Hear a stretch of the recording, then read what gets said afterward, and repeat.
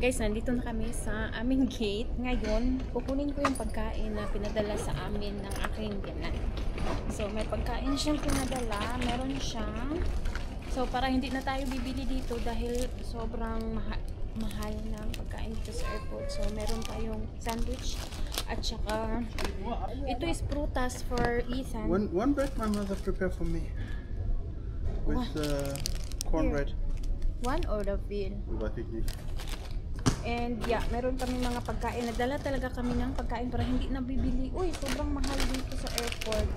And meron kaming salami. Jetzt essen wir noch.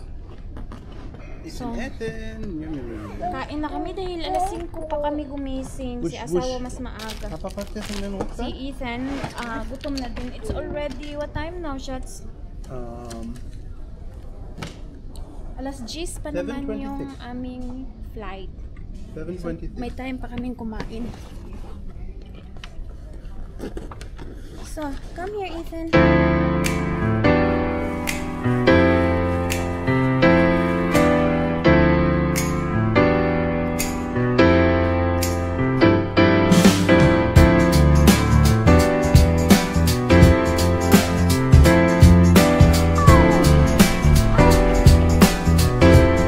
Guck mal, Ethan, dein eigenes Ticket.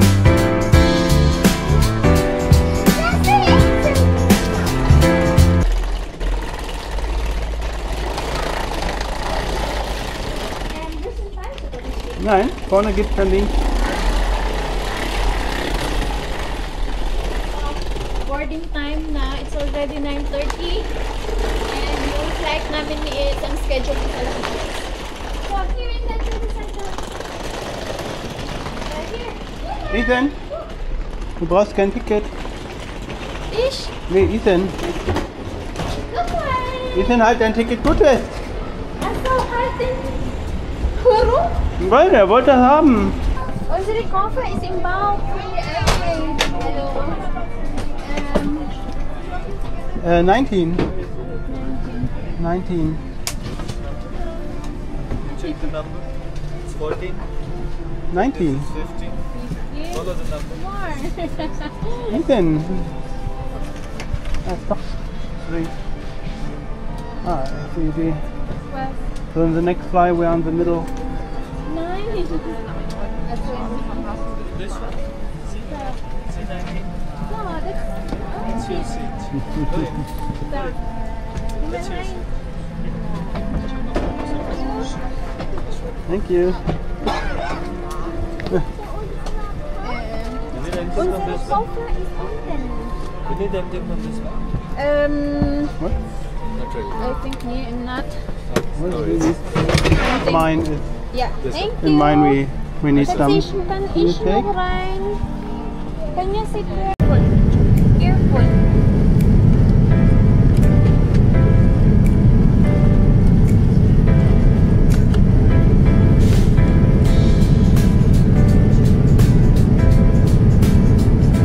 Yung kain namin.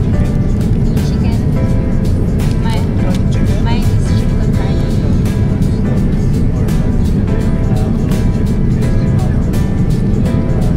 Guys, so we arrived now in Qatar. Alam nyo ba, yung aming stopover, maghihintay kami dito ng 10 hours. So, yung sa ticket namin, 10 hours siya. So, dahil hindi pa nag-open yung gate, so hindi pa kami makapasok sa gate and sa security, kailangan namin maghintay. Ngayon, nandito kami sa labas.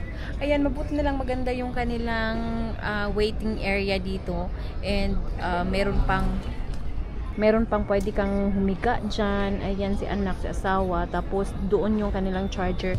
Tapos, nandito ako, nakaupo dahil I'm working right now. So, ngayon, maghihintay kami kung kailan ma-open yung aming gates. And since 10 hours nga siya, yung waiting namin dito. So, matagal pa, mga siguro 6 or 5 hours before, bago mag-open yung gate. So, dito naman, maganda naman siya. Siguro, papatulungin ko si anak dahil alas 5 kami nagsimula kanina. Alas 5 kami gumising kanina. Papatulugin ko yan siya. Kaso ngayon naka-iPad. Nakatulog kasi mga 30 minutes and bago kami naglanding, nakatulog si anak.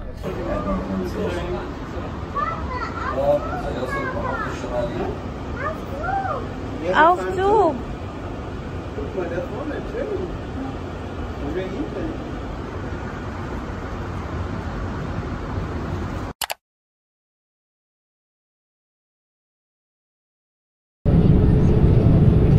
Hi. So, you already tell or you want to tell? No, yeah. We fly from Cebu to Davao, and now we fly back to Cebu because the weather in Davao is so terrible. So yes, and we didn't know what happened now. After 30 hours, bumalik na naman kami sa Cebu, guys. Before pa kami nakaland sa Cebu, mga 5 beses na nagpaikot-ikot yung airplane bago nakaland dahil masama yung panahon. Tapos from Cebu is flight namin. Oh, yung bata! From Cebu, so pa Davao, dahil sa Davao kami. Pagdating namin sa Davao, sobrang masama talaga yung panahon. Hindi ko alam, may bagyo ba ngayon sa Davao? Hindi kami nakalan. Bumalik ka agad yung aeroplano. So for safety, ngayon, ano kayang gagawin namin?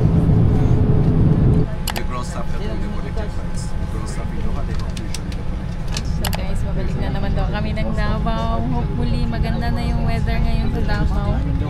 Hello. No, we are in Cebu.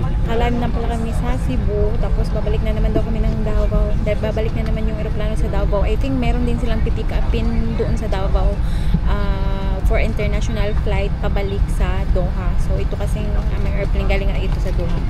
So ngayon, hopefully maganda na yung panahon dyan. Oh my God. Pagod na yung bata. Tingnan nyo naman. Oh.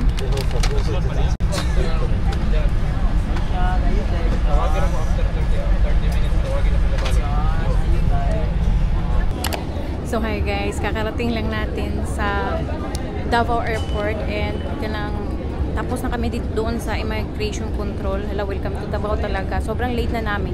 Dapat 8:30 yung arrival namin. So ngayon, alas 12 na.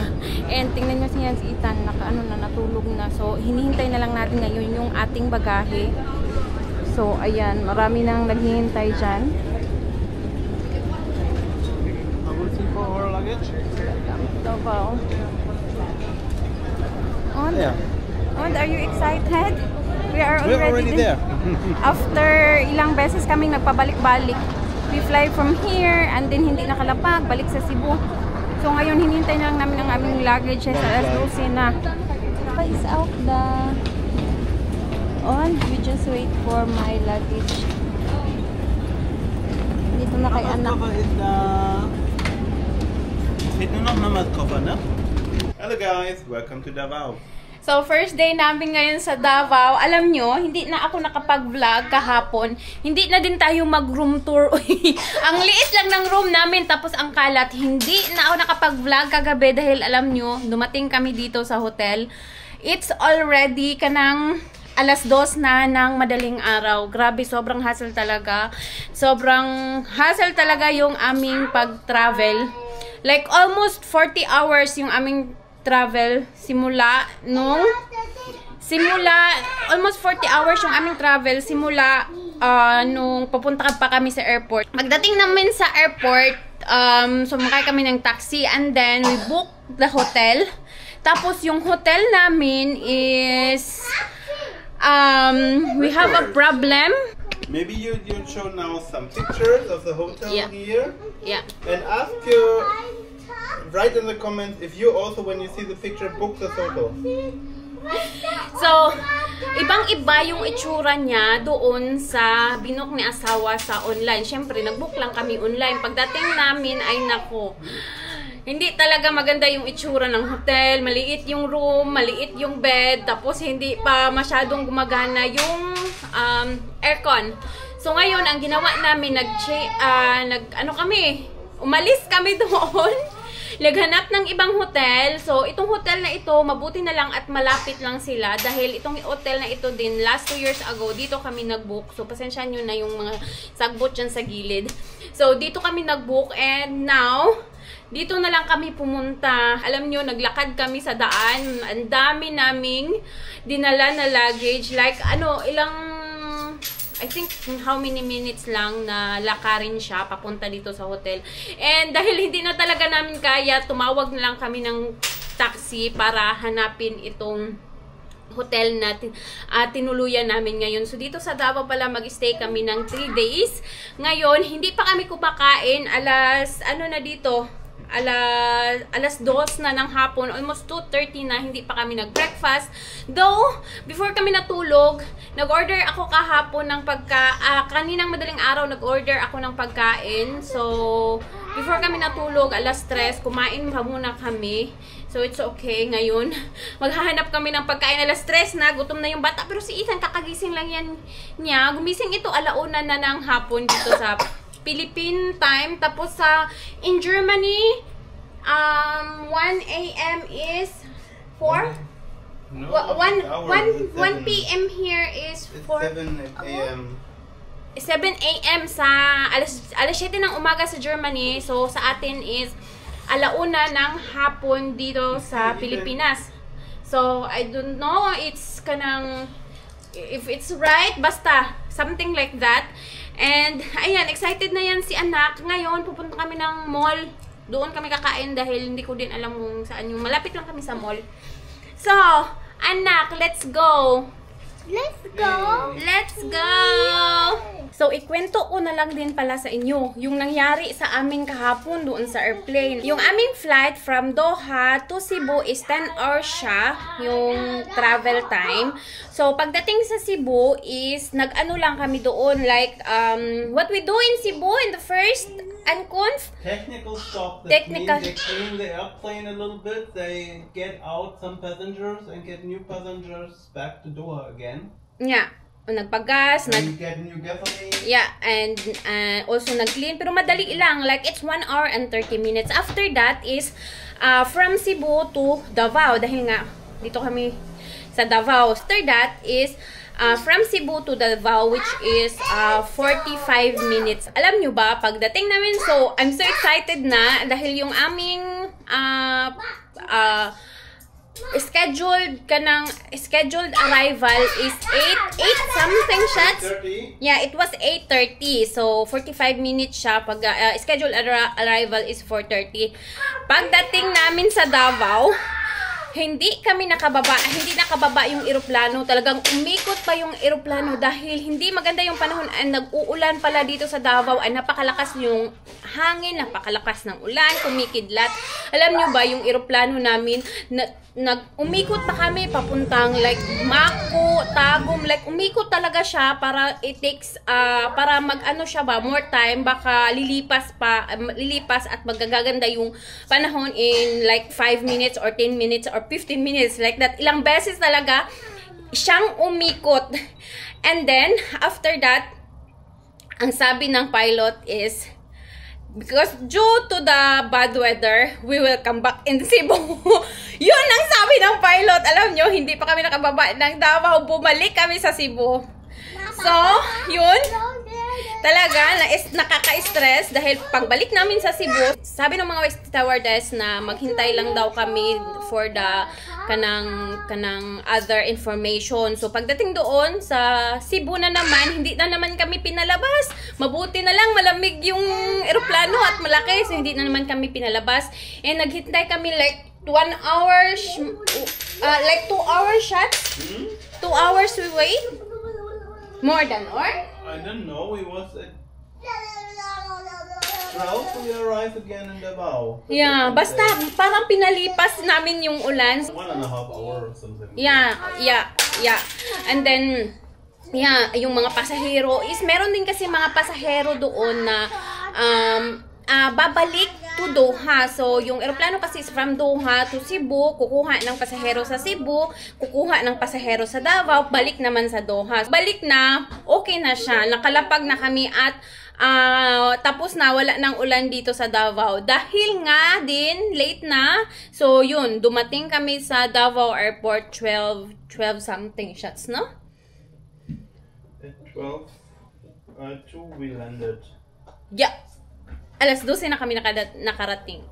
So, yan. Mabuti na lang hindi din nagpanic yung mga tao at hindi din kami nagpanic dahil yung eroplano talaga is hindi kami bumaba. Like, nasa taas lang kami ng mga clouds. So, yung malakas na hangin at malakas na ulan is nasa, nasa baba lang. Dahil, kung bababa kami, hindi talaga makaya ng eroplano dahil nga, super na, maalog na nga kami doon sa taas. Kaya, nag-ascend palagi, yung tumataas palagi yung eroplano hanggang bumalik kami sa Cebu. So yun, tapos pagdating may problema pa sa hotel. Kaya but anyways, ngayon pupunta na kami sa mall at maghahanap ng pagkain dahil gutom na yan sila. Good morning guys. Ngayon is 1:56 na ng umaga dito sa Pilipinas. And sa Germany pala is 7:56 pa ng hapon. Kaya ngayon gumising kaming lahat. Si Ethan kasi mga more than 1 hours na yan siya na gumising. Natulog kami pala kanina is at 8 we sleep, Shats, no? Huh? At 8 we sleep? No, at 10. At 10. Yan, natulog kami at 10. Tapos una, nagising si asawa, tapos nagising din ako, tapos nagising si anak. So, jet lag pa talaga at yung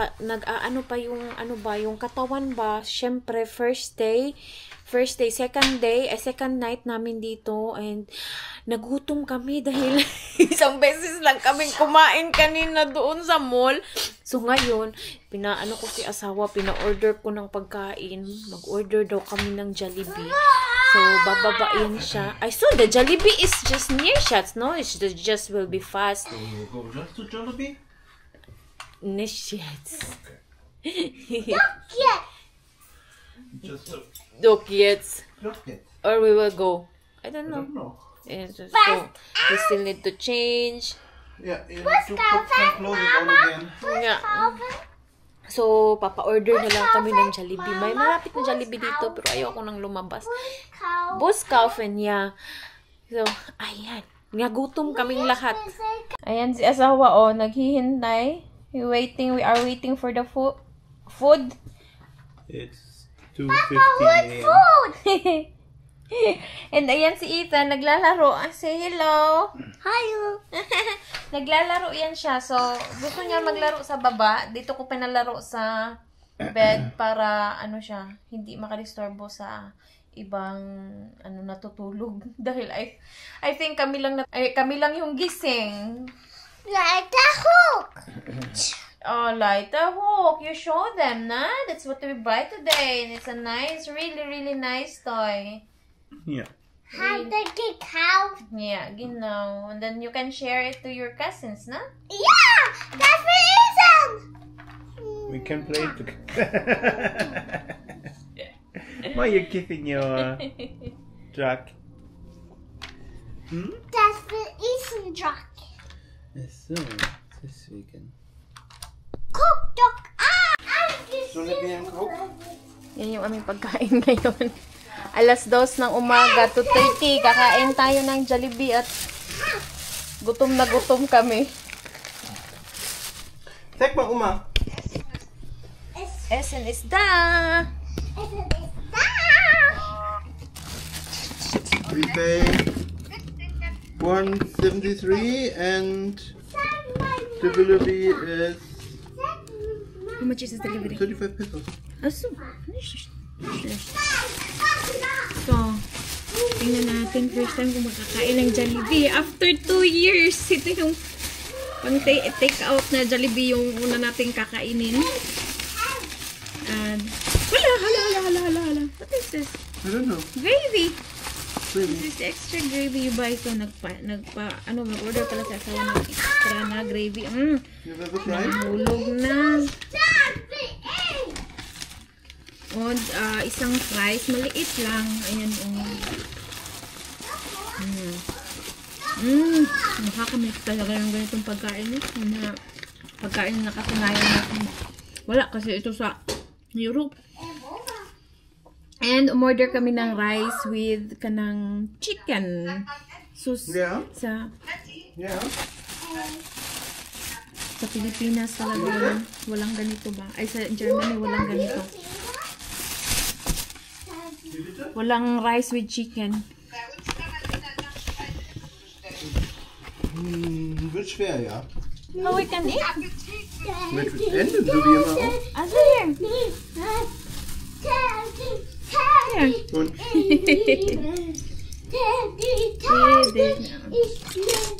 And where is your burger? you even put it outside. Put it up over. Over. Ayun natin ito yung gravy. See, I told you, it's good. Small. Ito, ano pala ito? But to open it, Lagay itong kanilang they make it for gravy. safety. Yeah. Sarap. Kagutom. Kagutom talaga. Mabuti na lang may rice. Come, Ethan!